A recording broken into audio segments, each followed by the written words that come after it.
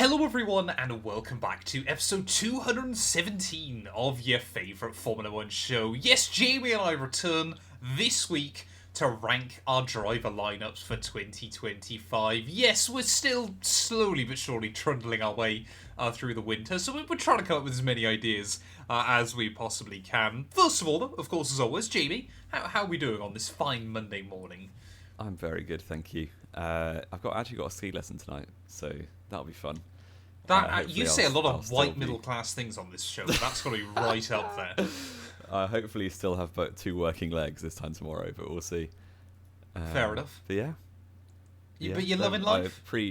I am. Pre-announcement, there might not be a podcast at the normal time next week because I will be in a mountain in Switzerland. Hopefully on a mountain. I was going to say, and here I was thinking you're going for a skiing lesson is the most white middle class thing you've ever said, and that's the next sentence out your mouth. Exactly. Have you ever skied before, out of interest? Once. I did one lesson in one day last year. Fair. I've never skied in my life, so I've got no idea kind of what that's like or about, or is it I'm any terrible. It's really that fun, I believe. But yeah. But hopefully I get a lot better in the next week and a half. You're gonna need a bit of a miracle, aren't you? I think there. But yeah, so exactly. The next couple of weeks' podcast might be a little bit all over the show, but again, we're still in the winter; it doesn't matter too much. Of course, as well. Where was I going with that? I've completely forgot where I was going with that. Obviously, we're 5-6 weeks out from Australia. Yeah. Obviously, we've got kind of like that. Well, we've got pre-season testing. Obviously, we've got whatever that launch party's going to thing. Even though it seems like half the teams now are going to try and release their liveries before then, which is quite funny. That was where I was going with it, Jamie. Before we get into our rankings, obviously last week we asked you guys for your bold predictions for 2025. So we're gonna rate a couple of these as well. So first of all, we've got Yuri. He's come in saying Verstappen is the first driver who gets a race ban via penalty points and a 40k fine for swearing when he hears it. Wow. I mean he's already got quite a lot of penalty points, hasn't he? I was going to say, yeah, who's top of the list at the moment? I think Verstappen's on 7 or 8. I think I had 9 in my head. If he keeps driving the way he did at the back end of last season, then potentially you might be right. I would be surprised if the swearing thing actually gets put in. I think the GPDA are going to absolutely kick and scream if that goes up. Yes. So Verstappen and Alonso have each got 8. Hulkenberg's got 4, so has Stroll, and then Ocon and Norris have got 3. Okay. So there's a few. The 3 best drivers have the most penalty points. If that's what you're going with, okay, I guess. We've got the FIA versus the GDPA. This is also from Yuri, which is basically going to be a war on Ben Siam. I could see that happening. It won't be like an explosive front page kind of everything comes out to the surface kind of thing. They will keep it behind closed doors. I'm not sure they will. No, but you know what I mean. Like, it's not going to be all broadcast and that kind of thing. It will just be. We've heard from this driver and that driver. It's not going to be the 2008 or 9 version with Max Mosley, is it? No, exactly. And he's also said the boldest of them all, Kimi Antonelli, will win his debut race by pure luck. Which, by pure luck, anything is possible in Formula 1. That'd be brilliant to see, to be honest. I think that'd be fantastic. Max's record in the bin for youngest race winner. First debut winner in over 60 years. Which would be quite good going as well. Can we see that one happening, Jamie? Do you reckon Australian Grand Prix? Well, I can't see it happening legit, but by pure luck, potentially. You never know. He'll be in that top pack, you'd like to think. Like the top 8. So if the other 7 all have problems, you never know. We've got a few more then. Bellotti? I'm probably horrendously butchering these names. I'm so sorry. He's got 7 different drivers will win a race again. I think that's That's pretty reasonable. Possible. Yeah. A single driver will make a super sub appearance. That's fairly likely as well. I was going to say, is that just one-off race, or is that more races? We don't know yet. Lawson will not be in Red Bull, and Doom will not be in Alpine by the opening race of 2026, with at least one of them being dropped mid-2025. I think if we were going to put money on that, it would be Doom going first, wouldn't it? Yes, definitely. The Lawson is entirely possible. I just don't see who Red Bull would put in, to be honest, at this point. They've tried everything. Exactly. I think, if he has a terrible year, he could be dropped at the end of the season. But I think I think with Red Bull as well, especially if Red Bull seem more willing to throw someone out if they've kind of thrown him in more aggressively, don't they? Yeah. Like if they've been there 2 years, exactly, they might let him see him out. Although again, you say that looking at Ricciardo, obviously he got dropped. And our last one's then coming in from Formula Bean, or Toast as he's lovingly known.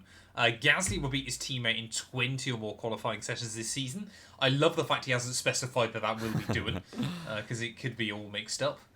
I think that one is Gasly. 20's a lot. Gasly, is he particularly?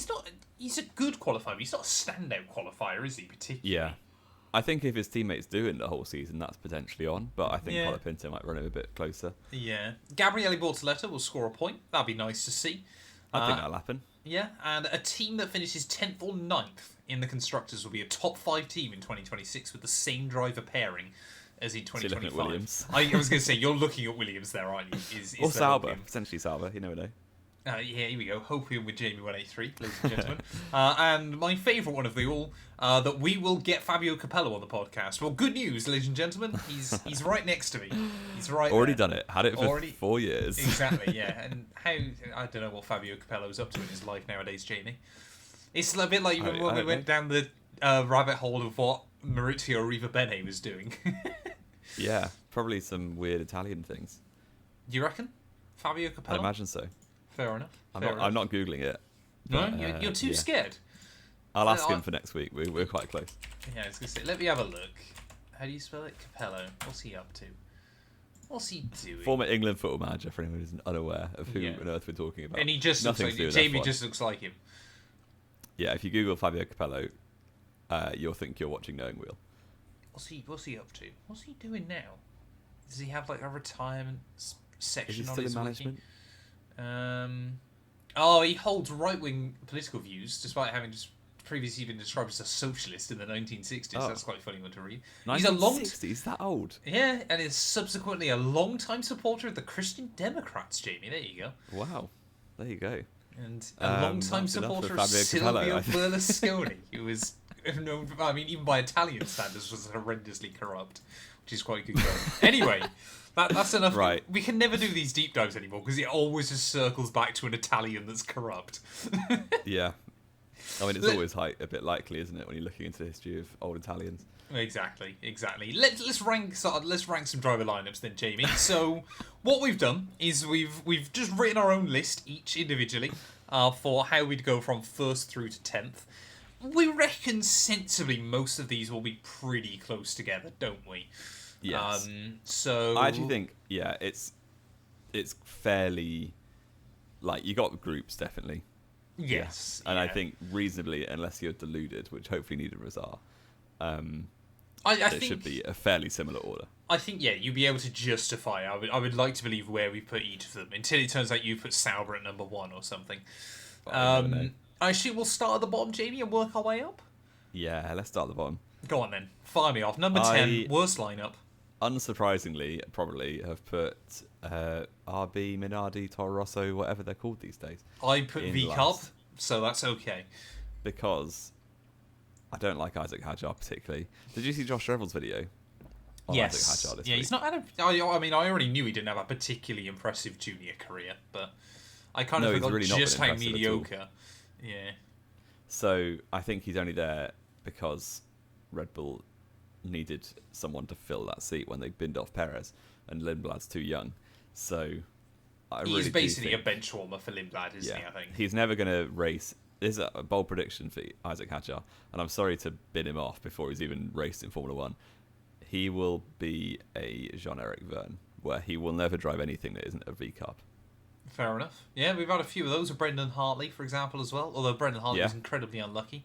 Jaime Alguersuari. Jaime Alguersuari as well, another one. Buemi as well, who's had a lot of success outside of Formula 1. I'm with you on that one. I think, again, we've kind of spoke all this stuff about, we've got 2 drivers that struggle with their emotions and things like that. I think Tsunoda can lead that team. And I wonder if they've kind of looked back at his time with Nick de Vries and kind of gone, well, he can be like the clear number 1 And he did do well against Ricciardo start of last season. He did well against Lawson, to be fair, but like I just think he's slightly above mid. I think if you were to do a whole driver ranking, he would be on the fringes of the top 10. Yeah, it's a bit weird as well, isn't it? Because of course we still theorise that he could go to Aston Martin. Obviously, when Honda go there, but of course, obviously, if Aston Martin suddenly become a great team, then he might struggle. Because I can't see them keeping a lineup of him and Stroll at some point. No. So it's kind of like causing Verstappen, aren't they? Which they still want to. Yeah, and I mean it's kind of like VCarb at the moment have got a worse lineup than they probably did at any point last year. Hadjar's one of those drivers that I think could surprise us, but is one of those ones that could be doing absolutely fine, has one bad weekend, and absolutely falls off the deep end as well, which I think is his big problem. Which has been what he has to focus on this year, is keeping himself in the right routine mentally. Expectations. Exactly. Number 9 then, Jamie. Who have we said? Gone for Alpine. As have I. This is going to be really boring. Right. And I think if after 4 races it's Gasly, Colapinto, this would go up 1 or 2 spaces for me. But where it's Gasly, Doohan, again, I think Gasly is better than Tsunoda.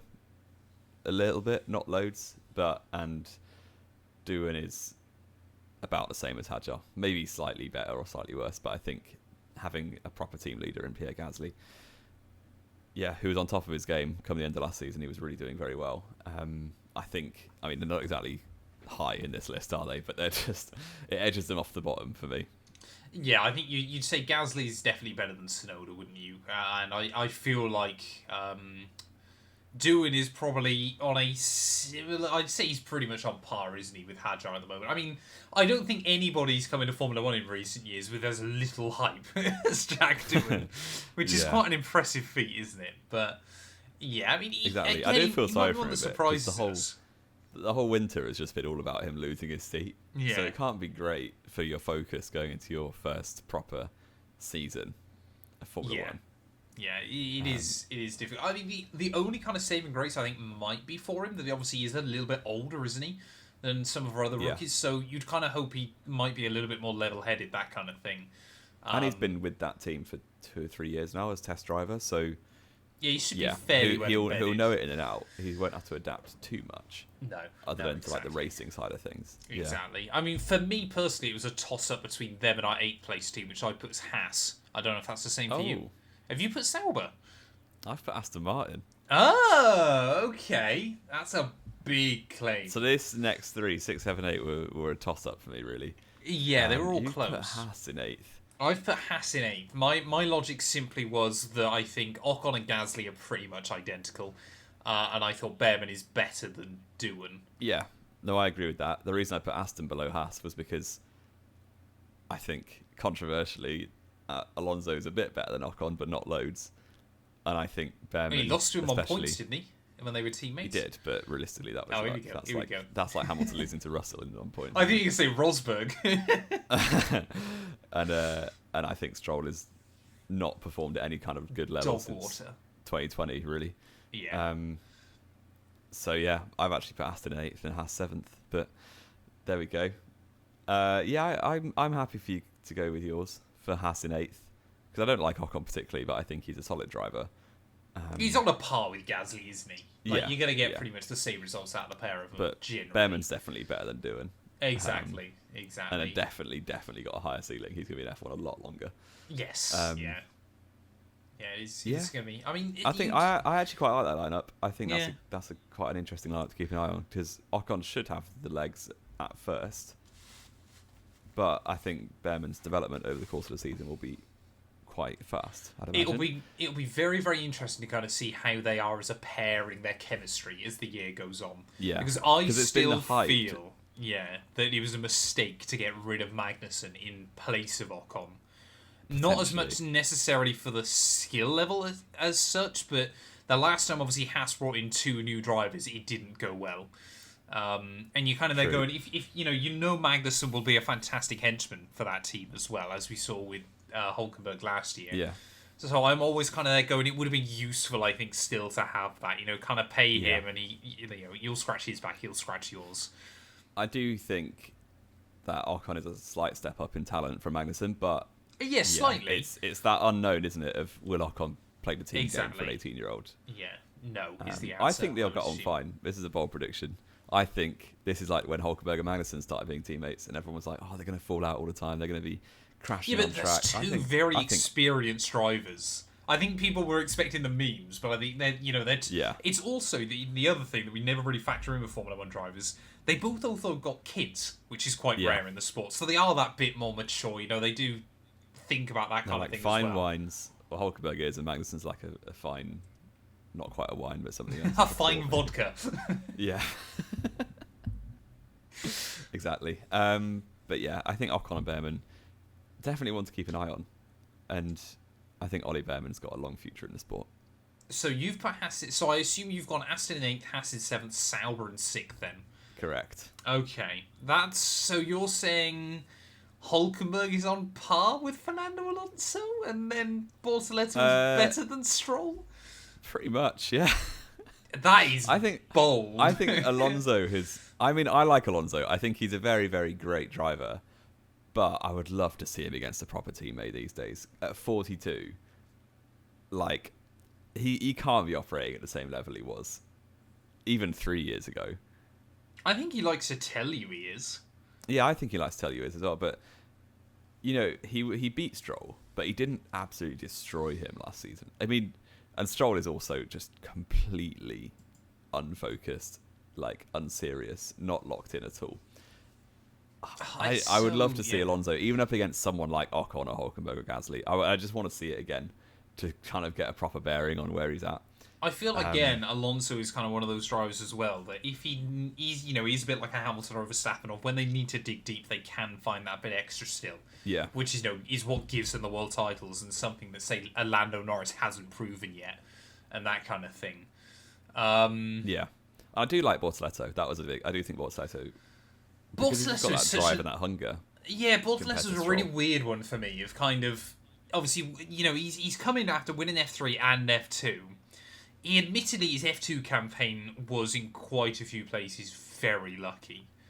The last to first in Monza. I think, the last to first in Monza, was a bit lucky. I think it's also that element of, it should have still probably been Behrman and Antonelli that absolutely dominated last year, and obviously Prema just couldn't figure out the car. Probably got mecha chromed as well. So Formula 2 at the moment, I don't know.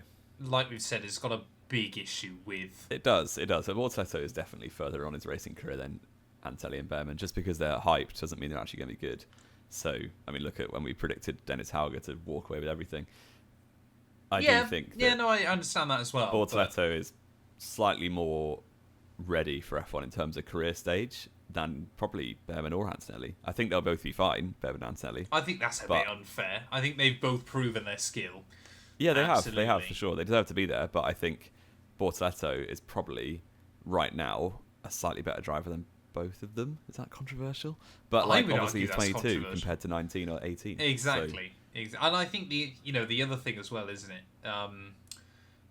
We've seen 2 Brazilian Formula 2 champions in recent years. We're starting to see Brazilians getting back to the pinnacle of Formula 1 again. And obviously, I mean, Bortoleto this year is first Brazilian since Massa in 2017? Am I right in saying? Fittipaldi, first full Fittipaldi, yeah, I guess. Forgot about that. And which is mad that we've gone almost a decade without a Brazilian driver. Considering how long we've gone before then, with always having at least a Brazilian on the grid, is quite mad.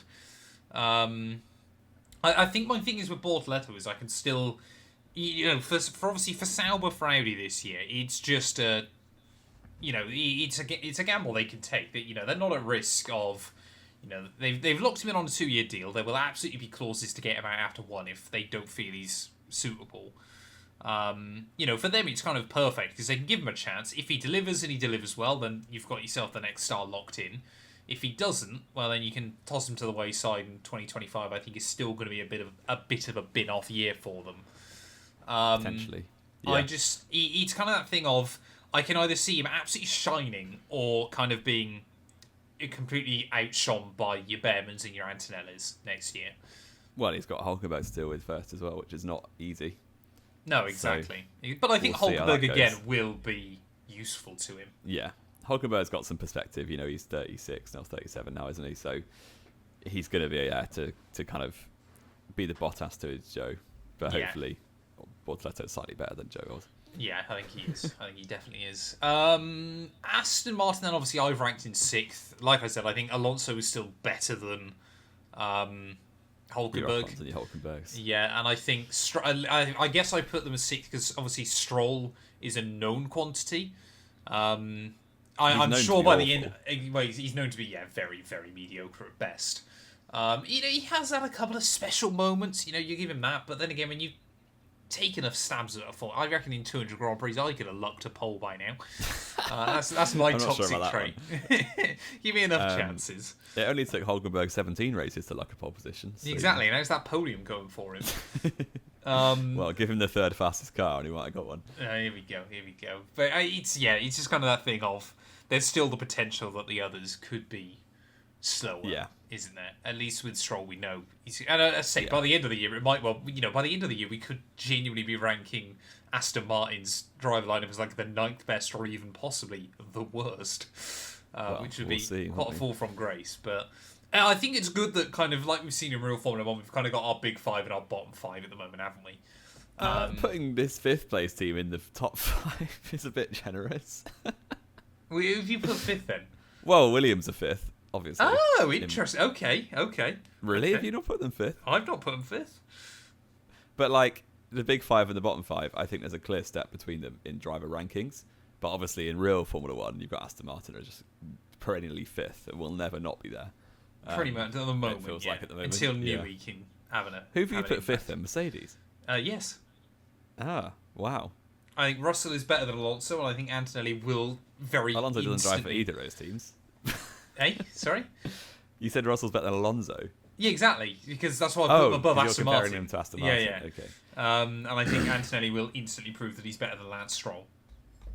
And you've put him below Williams? Yes, I have. So you think Sainz is better than Russell, and Albon's better than Antonelli? I would say Sainz is slightly worse than Russell, but to begin again, because they're a bit of an unknown with Antonelli, I'm going to say that Albon is closer. Albon is better by a bigger margin than Antonelli right now, and Sainz is worse than Russell. Right. I've put Williams in 5th and Mercedes in 4th. Okay. Just because I think Sainz is operating at a high level, for sure, but I think Russell is probably that bit better. And I do like Antonelli. I do like Albon, but I think Albon probably will realise that he's been up against rubbish teammates for 3 years now. It's going to be a really interesting year, isn't it? Because it is genuinely one of those ones where I think everyone's going, Albon's going to have a tough time now against Sainz. But you also go, on the other hand, if he beats Sainz this year, then suddenly you go, hang on a minute, Williams here have got a rapid lineup. Yeah.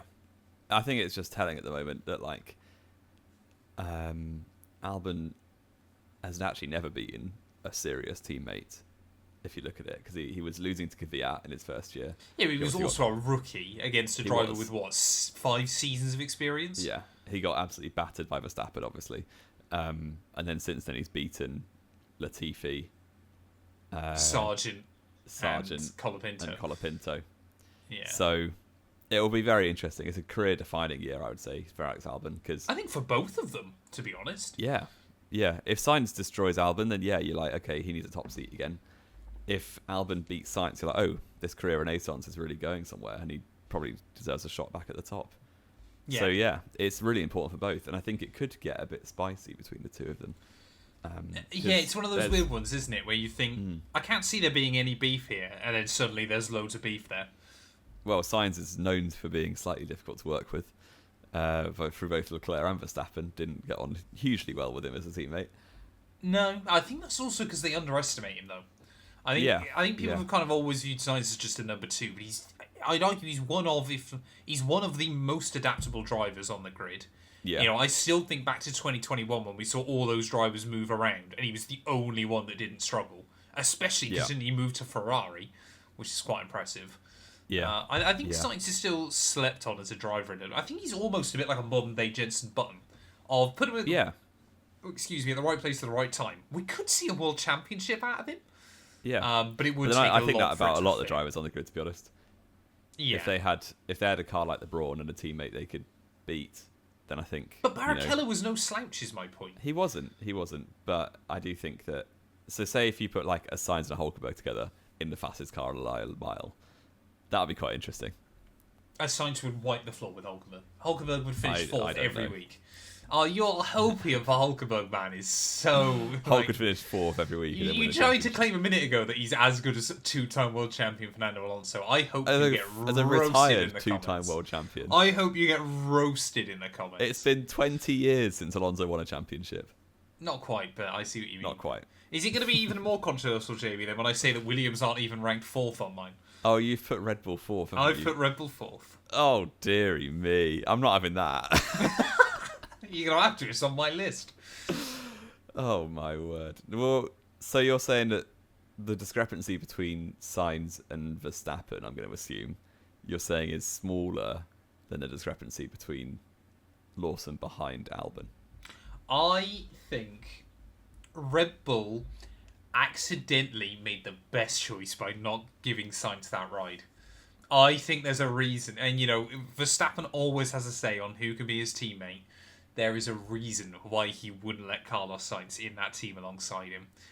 I especially think this year, if Red Bull kind of fall off the deep end a bit, which I think we all kind of thought would happen, but then they kind of bounced back at the end. I think a lot of people are underappreciating how well Red Bull as a team bounced back at the end of last year. Obviously, Perez was still having a stinker. But by the end of the campaign, on pace. They won Qatar on pace. Like, that car, I think a lot of people kind of just assume... Well, it's as I said, wasn't it, when we had that weird 4-week break out to Singapore, that was going to be the making of Red Bull, to allow themselves to regroup and get those last upgrades on the car to limp across the line. Well, to fly across the line if you get in Brazil weather. Great. Well, exactly. Perfect. Exactly. Lucky red flag. But it's... I'm still there going, if they kind of fall off a little bit, as we saw with Verstappen throughout the midway stage of last year, I think a lot of people have kind of gone over the last couple of years, he can do anything in any car. And don't get me wrong, I'm not going to sit here and try and claim that he's not still top 3 best drivers on the grid every single top 1 week. best driver on the grid. Yeah, you might make that argument. But he's still absolutely proven that he can't, or he doesn't run perfectly every week. Hungary last year, for example, he absolutely lost his head. Get a couple of those races early on. Don't get me wrong, he'll still, on a Saturday be able to extract everything out of that car and still get big results reliably. But it could also be that if Lawson doesn't get the right guidance, if he struggles with the same way that others have, and if say that Red Bull team, for example, is behind Ferrari, behind McLaren, even behind Mercedes, for example, I can see Verstappen just very much being there. Not really interested, don't really care, I'm just going to go out there, drive it each week. If I get a good result, I get a good result. If I don't care. I can see him being very dismissive very quickly. Yeah, but I don't think it will change once he's on the track. He'll be operating at a super high level. And yeah, I think Verstappen is the best driver on the grid quite comfortably right now. I think there's a few drivers who are a bit younger than him who have potential to get up there, but last season really demonstrated that he is, for me, the best driver on the grid. So I struggle to put Red Bull that low on the driver lineups because, yeah, especially behind Williams, that's mental. Because Lawson's unknown quantity, but he's not. He's a bit of a known going to stink the quantity. place up. Yeah, I guess my kind of thoughts and feelings are that Williams overall as a team have the potential to have a much better average lineup than Red Bull. I think Williams, you're looking there going, if those two both hit the ground running, they got a car that suits them, they can both be very, very fast.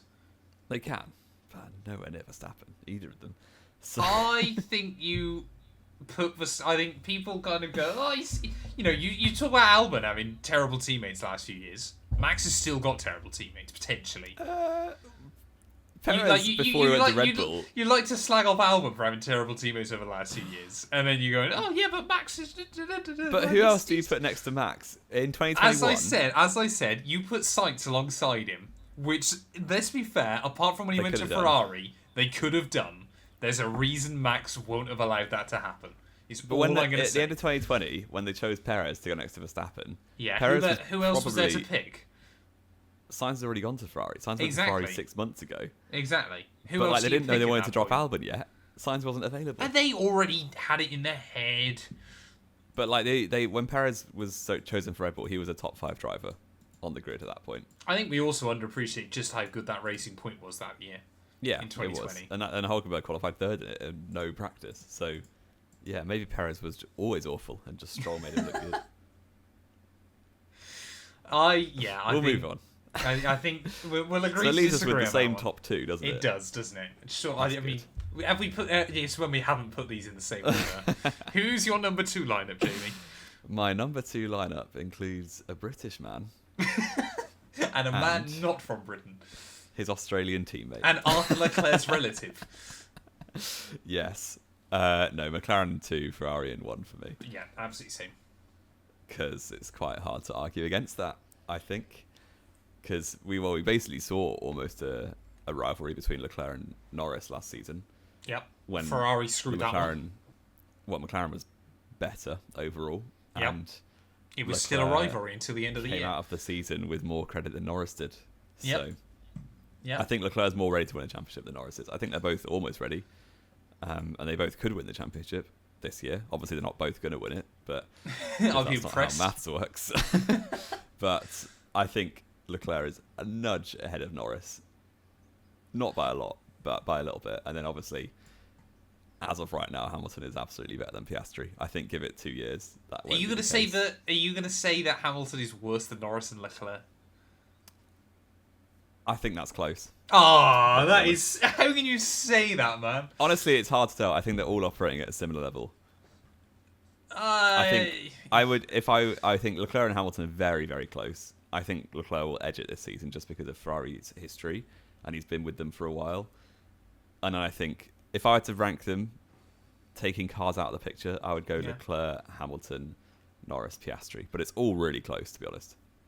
Yeah, I'd say I put Hamilton and Leclerc the other way around. I think that Lewis kind of, as we've seen with other drivers before, when you know you're leaving a team before the season's even begun, you don't operate at the same level. And I think a lot of people have kind of tied this in that, he's getting old and things like that. And maybe, I'm not going to absolutely sit here and go, that is impossible, that's happening. Because I am so nervous for this year. But I still think, as Hamilton proved at Silverstone and stuff, when he absolutely, as we've said so many times before, pretty much throughout Hamilton's entire career, when the chips are down and you need someone to come back out swinging, his back's against the wall. Lewis is still definitely top 3. I would still argue the best driver in that scenario. And that's what he's always been the best at, is when he's up against it. Yeah. He comes out fighting. And like that, I respect it massively. But I think, is he 40 now or is he 39? He's had his birthday 40. Recently, he's 40. Yeah. So like, I mean, for a 40-year-old man, Jamie, he's doing pretty well, isn't he? Are we looking at a 2010 Schumacher? No. The hype's on him, and then he just gets battered by a young teammate. He hasn't taken 3 years out. Well, he pretty much has since the W. Hang on a minute, he's won Grand Prix in that time. He won 2 Grand Prix in that time. Yeah, that's Grand Prix, isn't it? You gotta listen, sir. Yes, indeed it is. I do think, Ferrari do have the best lineup, and I'm very interested to see from an outside perspective how that goes. I do, for my own personal pride, I hope Leclerc beats Hamilton because obviously I put my colours on the mouse that I think that will happen. Yep, and I've obviously said the exact opposite. Yep, so that'll be an interesting one to keep an eye on. And then in terms of McLaren, I think give it 3 years, this will be the best lineup on the grid. But they're obviously both growing. I think Piastri's going to his 3rd year. Norris is into his 7th, 8th? Yes, 7th. Yeah, so like they're both early stage. Norris is getting towards mid stage, obviously, of his career.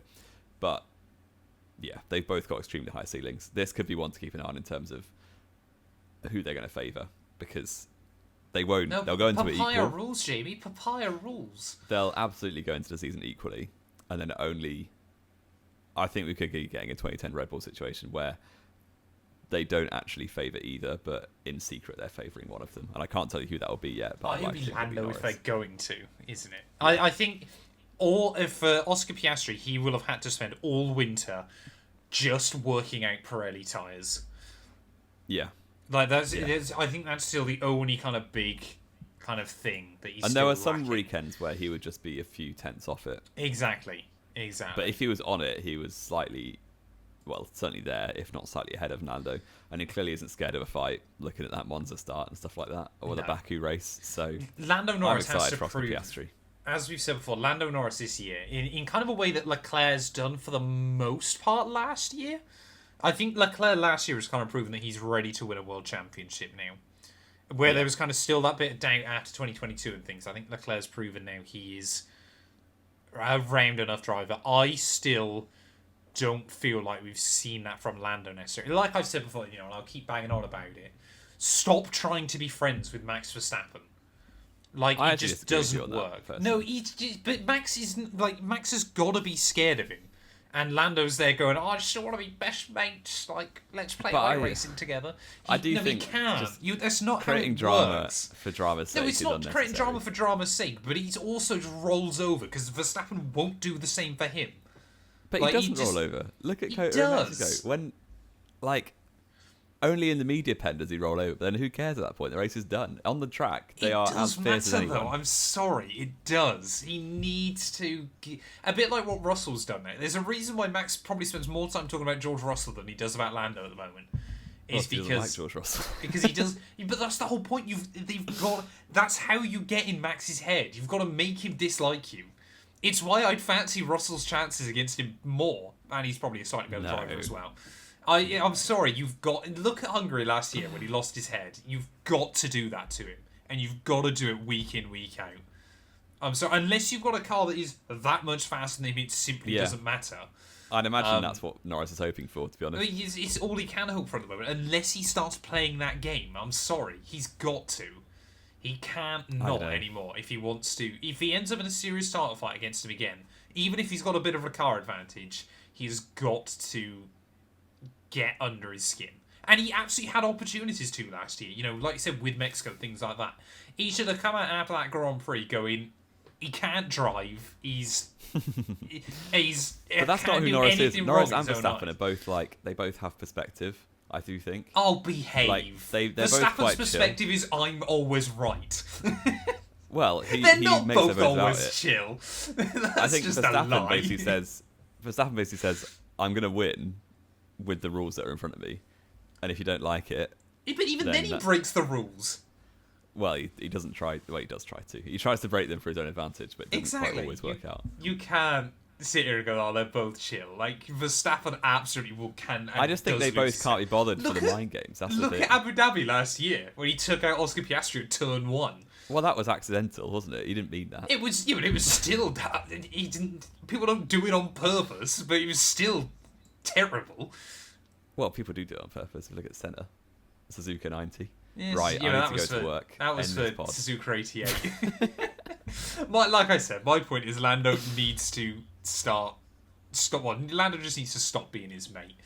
But there we are then. Like we said, we actually ended up a little bit more different than I thought we would there. Yeah. But a massive thank you to everybody as always for listening. If you have enjoyed. My Carlos Sainz solution, exactly. I can't wait for him to win the world title this year. Let us know your rankings down in the comments below as well. A massive thank you to everybody for listening. And we will be back at some point in the near future, I guess, with more knowing we'll.